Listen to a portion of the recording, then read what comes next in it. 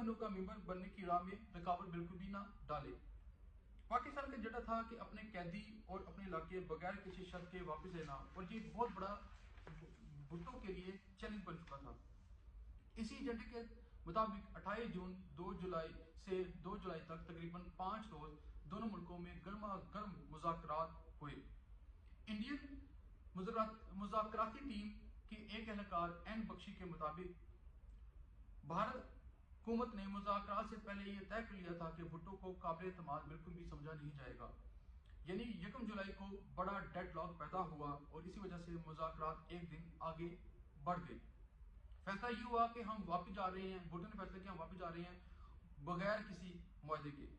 तो ये बहुत बड़ी जो उनसे थरथली मच गई इंडिया और बांग्लादेश के लिए कि ये अब क्या होने जा रहा है, और इंदिरा गांधी बहुत ज़्यादा खौफज़दा हो गई। ये कहने के बावजूद इस रोज़ 4:30 बजे इंदिरा गांधी से दोबारा